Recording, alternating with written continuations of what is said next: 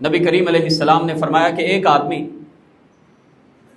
خانہ کعبہ میں ساری زندگی نمازیں پڑھتا رہا، روزے رکھتا رہا، لیکن اگر اس کے دل میں بغض اہل بیت ہے، اللہ اس کو اوندے منہ دوزخ میں گرائے گا۔ فاطمہ تو بضعۃ منی، فاطمہ میرے جگر کا ٹکڑا ہے۔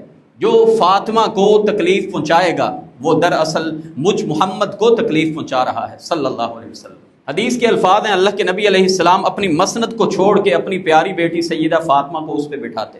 آپ صلی اللہ علیہ وسلم نے فرما دیا تھا، اے علی، تجھ سے محبت صرف مومن کرے گا اور تجھ سے بغض رکھے گا تو صرف منافق۔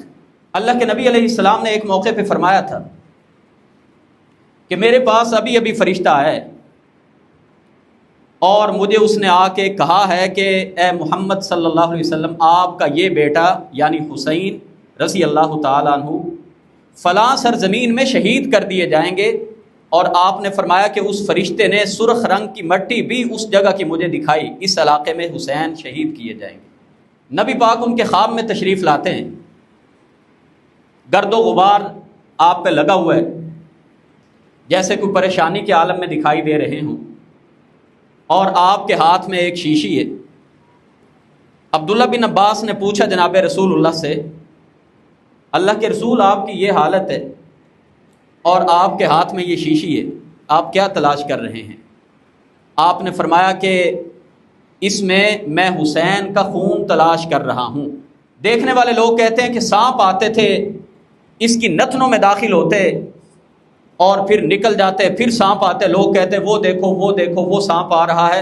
ابن زیاد جو گورنر تھا یہاں کا، جس کے حکم پہ یہ سب کچھ ہوا۔ اعوذ باللہ السمیع العلیم من الشیطان الرجیم، بسم اللہ الرحمن الرحیم، یا ایہا الذین آمنوا لا تکونوا کالذین کفروا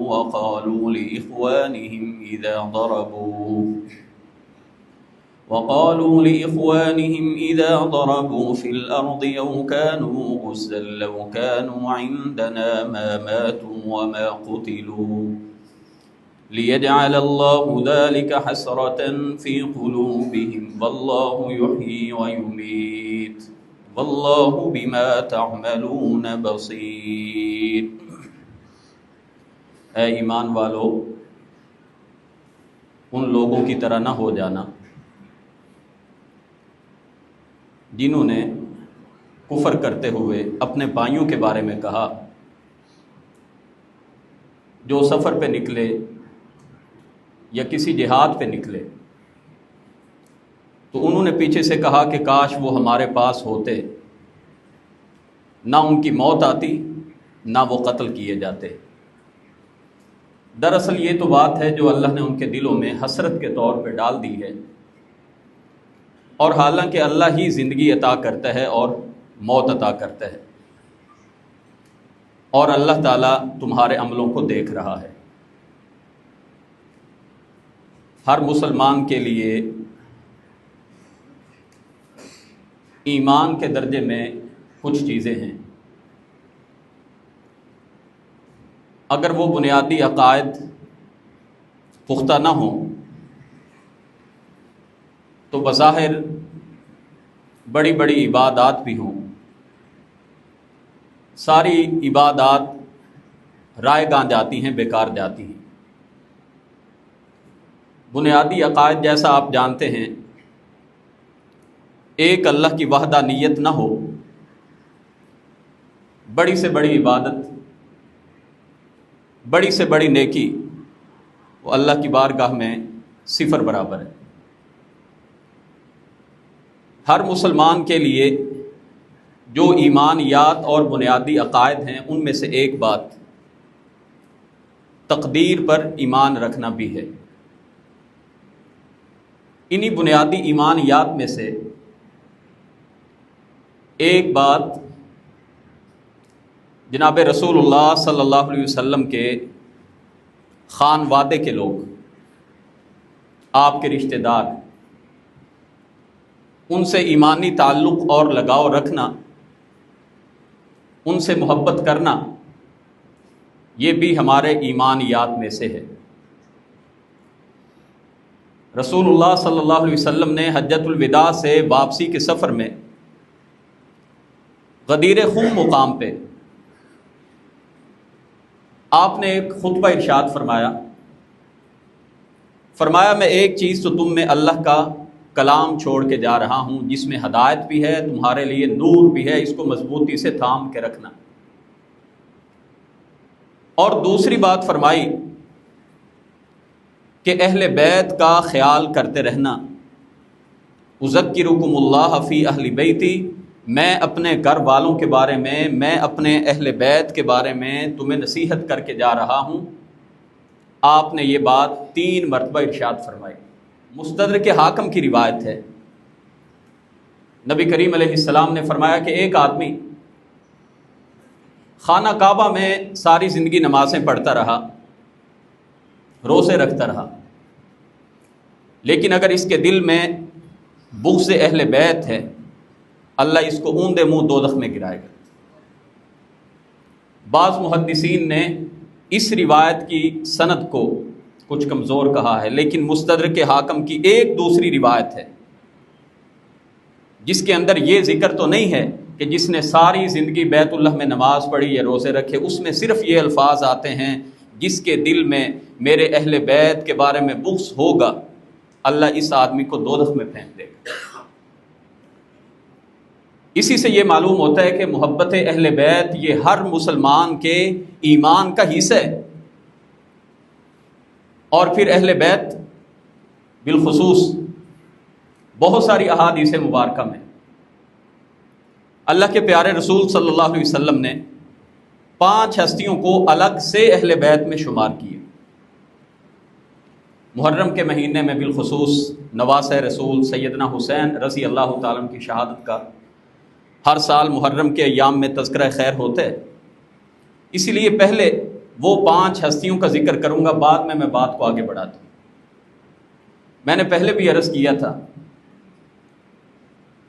کہ کبھی بھی داماد اور بیٹی شادی ہونے کے بعد وہ اہل بیت میں شمار نہیں ہوتی، مگر اللہ کے رسول علیہ السلام نے الگ احادیث میں ان کو پروٹوکول دیتے ہوئے فرمایا، سیدنا علی رضی اللہ تعالیٰ عنہ، آپ کی بیوی سیدہ فاطمہ رضی اللہ تعالیٰ عنہ، جناب حسن اور جناب حسین رضی اللہ تعالیٰ عنہ، آپ نے فرمایا اللہم ہؤلاء اہلی، اے اللہ یہ میرے گھر والے ہیں۔ آپ نے اہل بیت میں ان ہستیوں کو بھی شمار کیا،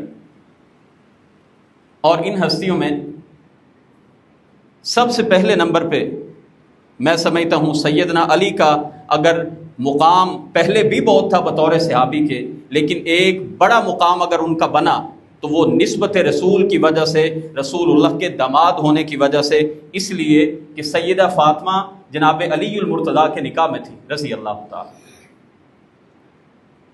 تو سیدہ فاطمہ کے بارے میں جناب رسول اللہ صلی اللہ علیہ وسلم کے جو فرامین ملتے ہیں، بلا شبہ کسی اور خاتون کے بارے میں ایسے الفاظ ہمیں نہیں ملتے۔ آپ نے فرمایا تھا فاطمہ تو بضعۃ منی، فاطمہ میرے جگر کا ٹکڑا ہے، جو فاطمہ کو تکلیف پہنچائے گا وہ دراصل مجھ محمد کو تکلیف پہنچا رہا ہے صلی اللہ علیہ وسلم۔ سیدہ فاطمہ رضی اللہ عنہا کو اللہ کے رسول علیہ السلام نے سیدۃ نساء اہل الجنہ، جنتی عورتوں کی سردار قرار دیے، اور ایک روایت میں اللہ کے نبی علیہ السلام نے فرمایا کہ آپ کی ساری امت کی خواتین کی سردار ہیں تو وہ سیدہ فاطمہ رضی اللہ عنہا۔ حضرت عائشہ صدیقہ فرماتی ہیں رسول اللہ صلی اللہ علیہ وسلم کی مشابہت میں کوئی اور آپ کی مشابہت میں ایسا نہیں تھا جیسے سیدہ فاطمہ رضی اللہ عنہا تھی۔ چال ڈال میں، گفتگو میں سیدہ فاطمہ رضی اللہ عنہا اللہ کے رسول کی مشابہت اختیار کیے ہوئے تھے۔ حدیث میں آتا ہے نبی کریم علیہ السلام جب بھی کسی قافلے پہ جانے لگتے، کسی غزوہ پہ نکلنے لگتے، آپ آخری بار اگر مدینہ سے رخصت ہوتے تو آپ سب سے اخیر پہ اپنی پیاری بیٹی سیدہ فاطمہ کو مل کے نکلتے۔ اسی حدیث کے لفظ ہیں جب آپ دوبارہ واپس مدینہ میں تشریف لاتے، آپ سب سے پہلے اپنی پیاری بیٹی سیدہ فاطمہ کے گھر میں جاتے۔ نبی کریم علیہ الصلاۃ والسلام کے بارے میں حضرت عائشہ فرماتی ہیں، سیدہ فاطمہ جب تشریف لاتی آپ کھڑے ہو جایا کرتے، آپ اپنی پیاری بیٹی کو چوما کرتے، اور سیدہ عائشہ فرماتی ہیں جب نبی کریم ان کے گھر میں جاتے، یہی پیار اور محبت کا جذبہ سیدہ فاطمہ کی طرف سے بھی ہوتا، آپ کھڑی ہو جاتی اور نبی کریم علیہ السلام کا بوسہ لیتی۔ حدیث کے الفاظ ہیں، اللہ کے نبی علیہ السلام اپنی مسند کو چھوڑ کے اپنی پیاری بیٹی سیدہ فاطمہ کو اس پہ بٹھاتے۔ مرض الموت میں سیدہ فاطمہ اللہ کے نبی علیہ السلام کی خدمت میں آئیں۔ آپ کے آخری ایام چل رہے تھے اس دنیا میں، آپ جھکیں اور اپنے ابا جان کا بوسہ لیا۔ حضرت عائشہ فرماتی ہیں میں نے دیکھا سیدہ فاطمہ رونے لگ گئی ہیں، دوبارہ پھر جھکی اور دوبارہ اٹھی تو میں نے دیکھا کہ آپ ہنس رہی ہیں۔ دریافت کیا کہ کیا وجہ ہے، تو پہلے تو آپ نے بات نہ بتائی، لیکن نبی کریم علیہ السلام کی رحلت کے بعد آپ نے فرمایا کہ میں جب پہلی بار بوسہ لے کے میں رونے لگ گئی تھی تو اللہ کے نبی علیہ السلام نے فرمایا تھا کہ اے پیاری بیٹی، اب تیرے ابا جان کا وقت اس دنیا میں تھوڑا رہ گئے۔ میرے پاس جبریل امین پہلے رمضان میں 1 بار آتے تھے جن سے میں دور کرتا تھا، قرآن کو سناتا تھا، اس بار 2 بار آئے ہیں، یہ اشارہ ہے کہ اب اس دنیا میں میرا وقت تھوڑا رہ گئے۔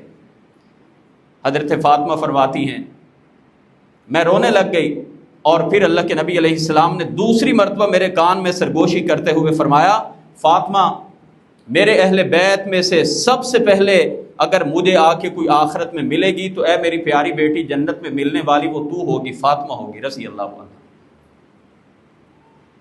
حضرت فاطمہ رضی اللہ تعالی عنہ نبی کریم علیہ السلام کی رحلت کے صرف 6 مہینوں کے بعد اس دنیا سے رخصت ہو جاتی۔ آپ کا نکاح جناب علی رضی اللہ تعالیٰ عنہ سے ہوا۔ حضرت علی رضی اللہ تعالیٰ عنہ کے فضائل مناقب ہم گزشتہ خطبہ میں بیان کر چکے۔ آپ صلی اللہ علیہ وسلم نے فرما دیا تھا اے علی، تجھ سے محبت صرف مومن کرے گا اور تجھ سے بغض رکھے گا تو صرف منافق۔ اور بہت ساری فضائل پہ مبنی حدیثیں تھیں جو میں نے پچھلے خطبہ جمعہ میں بیان کر دی تھی۔ آپ کی اولاد میں سب سے بڑے بیٹے جناب حسن ہوئے۔ حضرت علی رضی اللہ تعالیٰ عنہ نے ان کا نام رکھا حرب۔ نبی کریم علیہ السلام تشریف لائے، آپ نے فرمایا میرا نواسہ کہاں ہے، مجھے دکھاؤ۔ آپ کی خدمت میں حسن کو پیش کیا گیا اور آپ نے پوچھا نام کیا رکھا ہے، بتایا گیا حرب یعنی جنگ۔ آپ نے نام حرب سے بدل کے حسن رکھا۔ دوسرے بیٹے ہوئے جن کا نام پھر رکھا جناب علی نے حرب یعنی جنگ۔ اس لیے ایک روایت میں آتا ہے حضرت علی فرمایا کرتے تھے کہ میری خواہش تھی کہ میں اپنی کنیت رکھوں تو ابو الحرب رکھوں، جنگ کا باپ۔ شاید اس میں ایک اشارہ ہوتا ہے جیسے ایک جو سپہ سالار آدمی، شجاع آدمی، بہادر آدمی، اس طرف اشارہ ہے کہ میں اپنا نام رکھوں ابو الحرب۔ لیکن آپ جانتے ہیں اس طرح کے نام رکھنے سے ویسے ہی منع کیا گیا، تو آپ نے نام حرب بدل کے پھر نام رکھا حسین رضی اللہ تعالی۔ اللہ کے نبی علیہ السلام آپ کی زندگی میں جو محبت جناب حسن و حسین سے کرتے تھے، احادیث فضائل سے بری پڑی۔ آپ نے فرمایا تھا الحسن والحسین سیدا شباب اہل الجنہ، حسن اور حسین نوجوانان جنت کے سردار ہیں۔ کہیں پہ اللہ کے نبی علیہ السلام نے صرف اکیلے جناب حسن کے بارے میں فرمایا اللہم انی احبہ، اے اللہ میں اپنے اس پیارے نواسے حسن سے محبت کرتا ہوں، فاحبہ، اللہ تو بھی میرے اس نواسے سے محبت فرما۔ اور مزید آپ دعا کر رہے ہیں اللہ تو اس سے بھی محبت فرما جو حسن سے محبت کرتا ہے۔ اور کسی روایت میں اللہ کے نبی علیہ السلام نے اکیلے جناب حسین رضی اللہ تعالیٰ عنہ کی فضیلت کو بیان کیا۔ جناب حسین رضی اللہ تعالیٰ عنہ کے فضائل، جناب حسن رضی اللہ تعالیٰ عنہ کے فضائل، آپ نے فرمایا یہ دونوں میرے پھول ہیں، میرے شہزادے ہیں، جنت کے سردار ان کو قرار دیا۔ نبی کریم علیہ السلام اس دنیا سے رخصت ہوتے ہیں، آپ کے بعد صحابہ کرام رضوان اللہ علیہم اجمعین ان اہل بیت کی ہستیوں سے بے پناہ محبت کیا کرتے تھے۔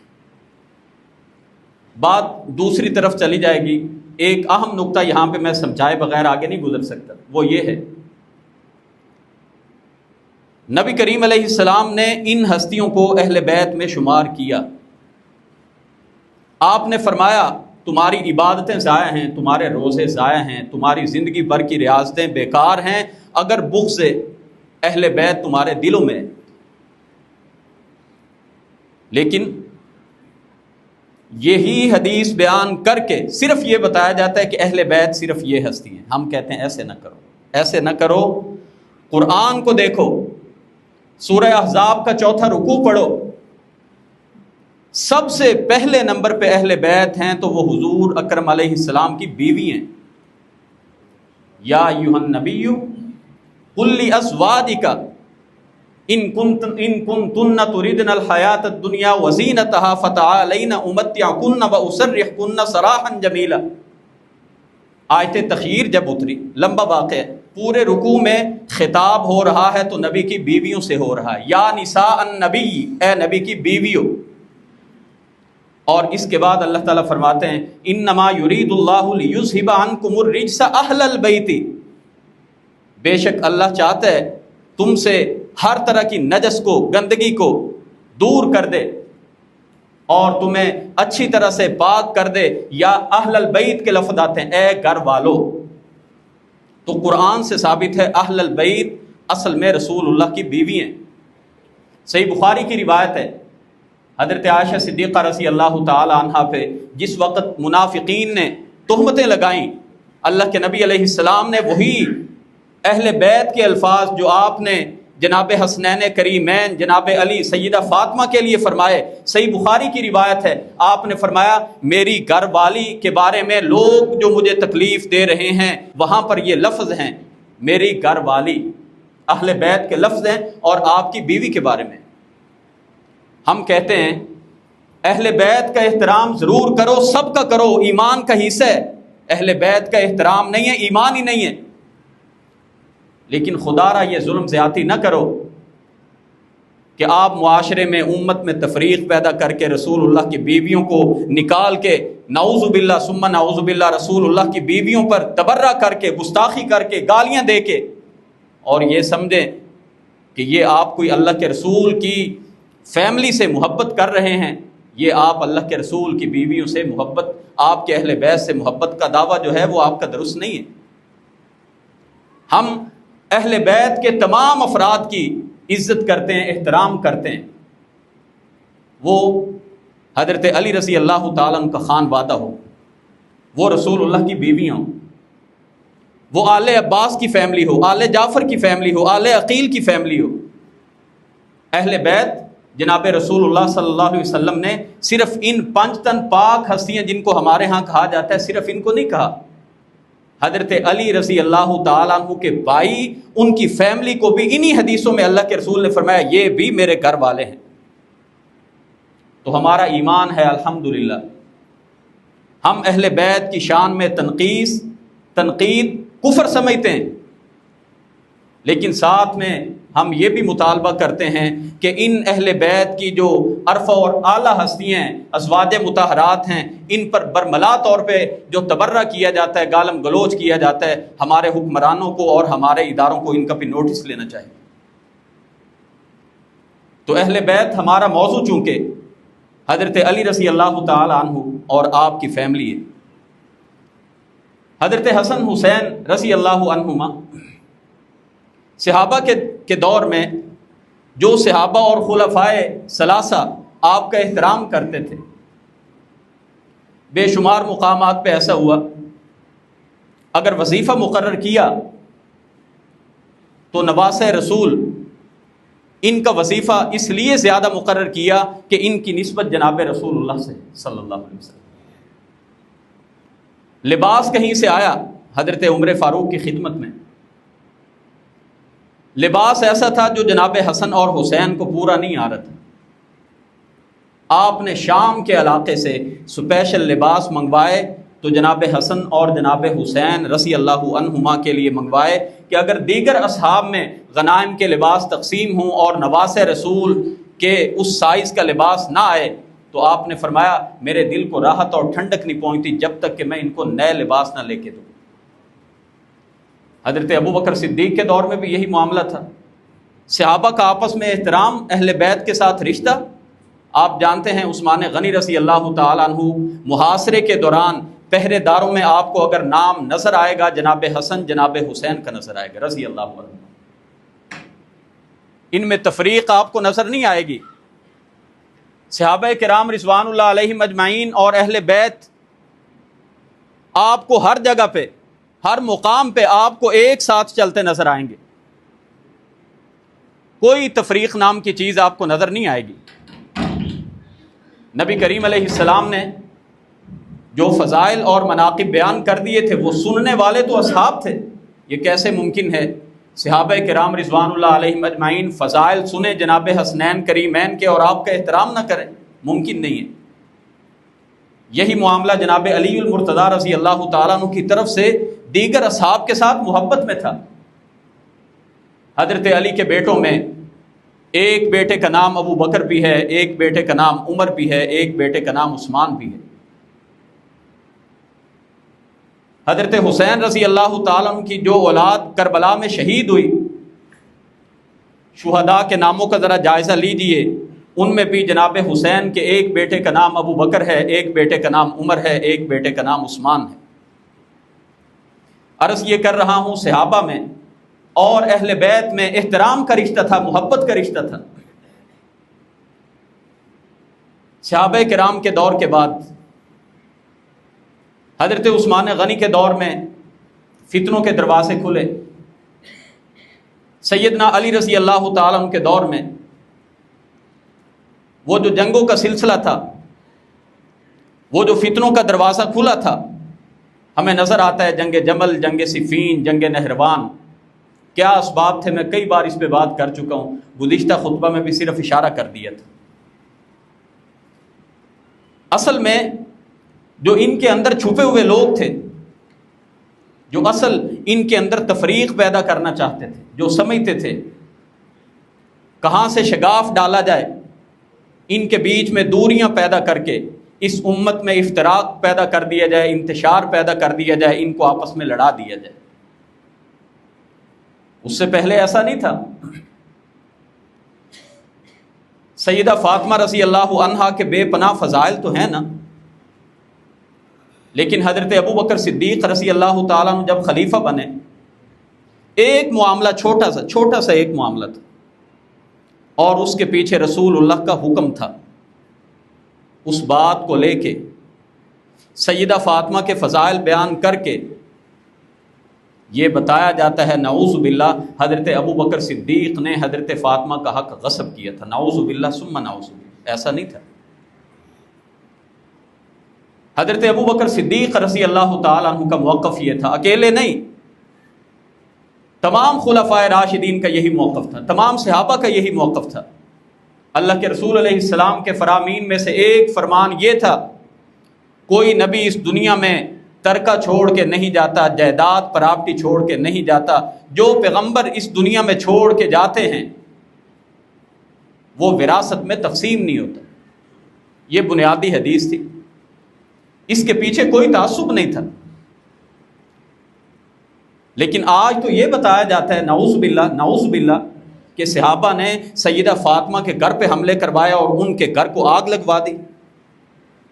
ہم کہتے ہیں یہ ظلم زیادتی نہ کرو، ہم مخالفت نہیں کرتے، فرقہ واریت کی بات نہیں کرتے، لیکن اگر آپ فرقہ واریت کی بات کرتے ہیں، ہمارے اہل سنت والجماعت کے نوجوان جن کے دلوں میں صحابہ کرام کے بارے میں بغض پیدا ہوتا ہے، تو ہم صرف یہ عرض کرتے ہیں حقائق ایسے نہیں ہیں جیسے آپ بیان کر رہے ہیں کہ صحابہ کرام نے نعوذ باللہ حضرت فاطمہ پہ مظالم کیے تھے، حقائق ایسے نہیں ہیں۔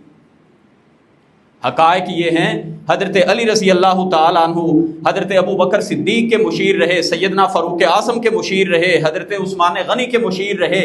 میں نے حدیث بیان کی تھی، صحیح مسلم کی روایت ہے، حضرت عمر فاروق کی شہادت کے موقع پہ حضرت علی رضی اللہ تعالیٰ عنہ آگے بڑھے، تعزیتی کلمات کہہ رہے ہیں کہ اس دنیا میں عمر کے علاوہ کوئی اور ایسا نہیں ہے کہ میں یہ گمان کروں کہ میرے عمل بھی اللہ ان جیسے بنا دے۔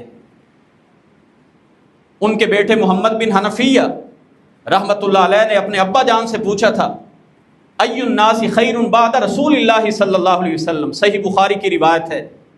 بیٹے نے ابا جان سے پوچھا جناب علی المرتضیٰ سے، اور یہ جب سوال ہوا یہ بھی بات ذہن میں رہے، ابو بکر کی خلافت کا وقت گزر چکا ہے، سیدنا فاروق اعظم کی خلافت کا وقت گزر چکا ہے۔ آج اگر کوئی یہ بات کرے کہ ان کا اختلاف تھا، نعوذ باللہ، یہ بات درست نہیں ہے۔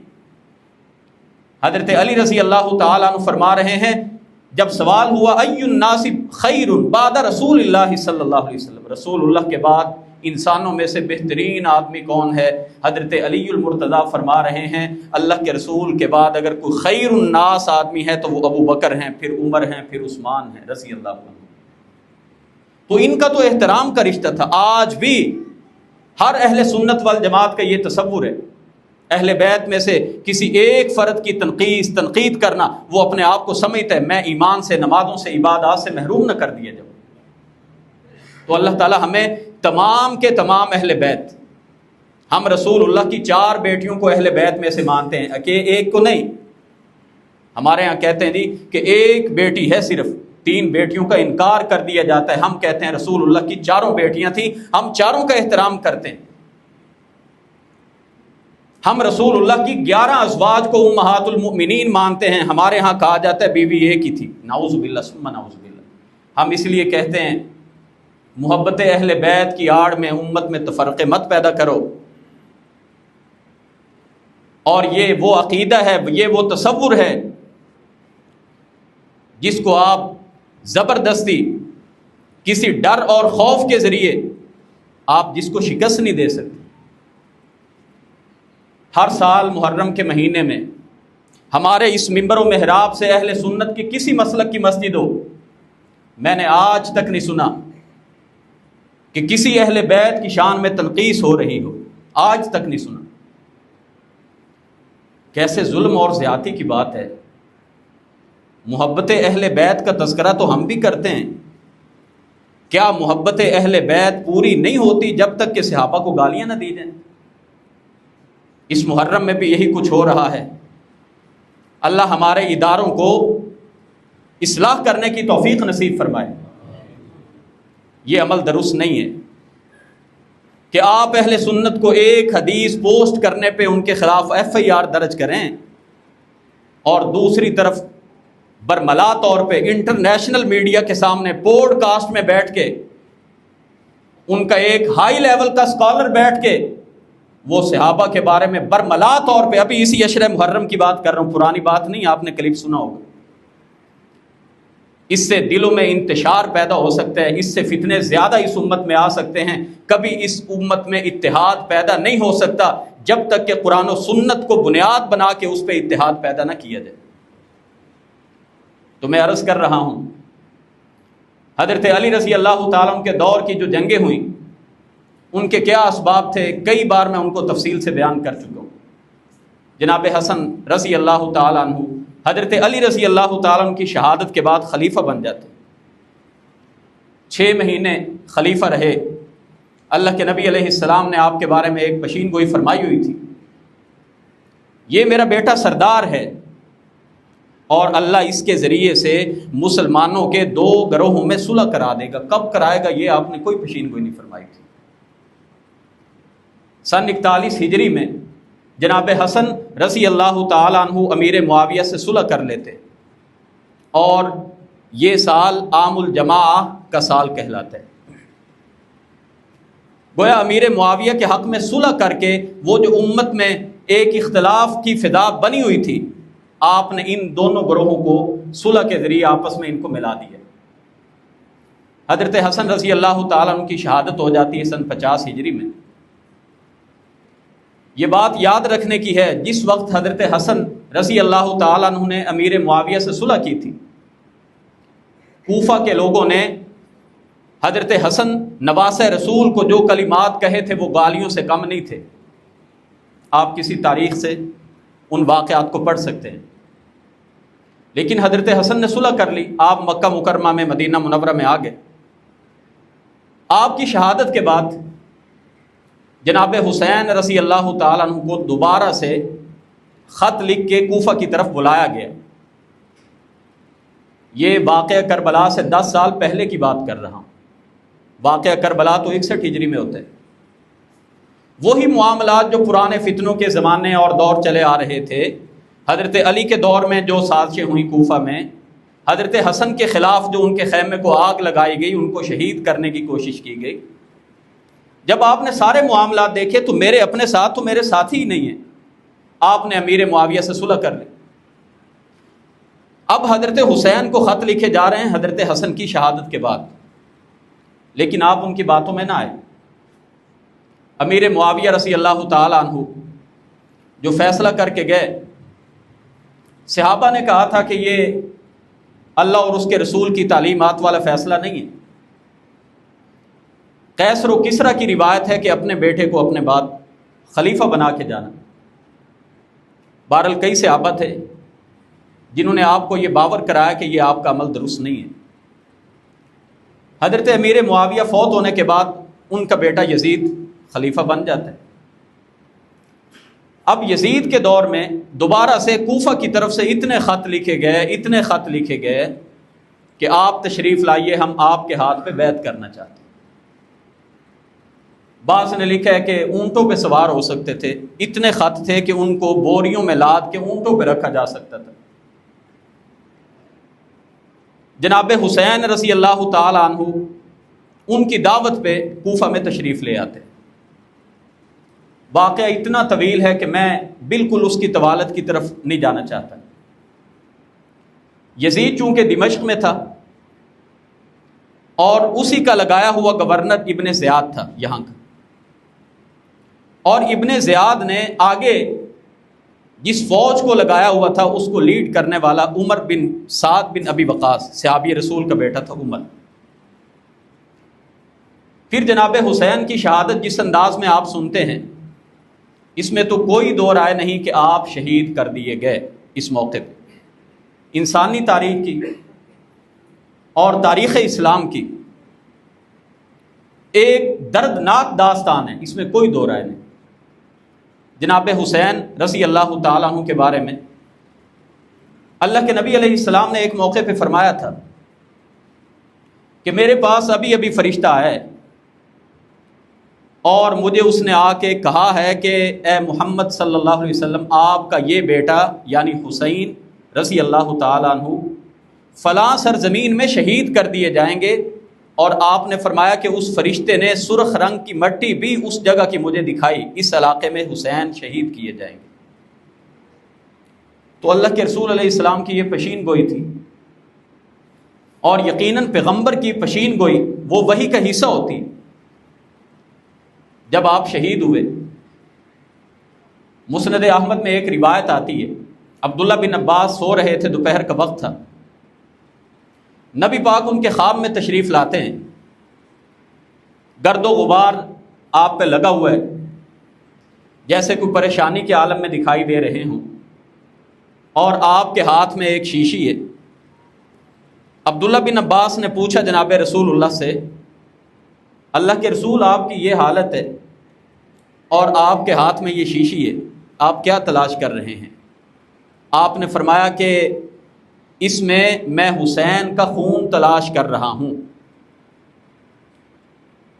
حضرت عبداللہ بن عباس فرماتے ہیں میں بیدار ہوا، میں نے اس دن کو یاد رکھا، کیونکہ عبداللہ بن عباس اہل بیت میں سے ہیں، اور یہ ان اصحاب میں سے تھے جو جناب حسین کو منع کر رہے تھے کہ آپ کربلا کے سفر میں نہ جائیے، یہ شامل نہیں ہوئے جناب عبداللہ بن عباس۔ عبداللہ بن عباس کو گویا 10 محرم 61 ہجری کو خواب آیا، اور اس دور میں آج کی طرح ذرائع ابلاغ ایسے ہوتے نہیں تھے، تو فرماتے ہیں کہ جب بعد میں ہمیں خبر ملی کہ جناب حسین اسی دن شہید ہوئے جس دن جناب عبداللہ بن عباس نے خواب دیکھا تھا کہ اللہ کے نبی علیہ السلام تلاش کر رہے تھے کہ میرے حسین کا خون جو ہوا ہے اس میں ایک اشارہ تھا جو ان پر ظلم زیادتی کیا گیا جناب حسین رضی اللہ تعالیٰ عنہ۔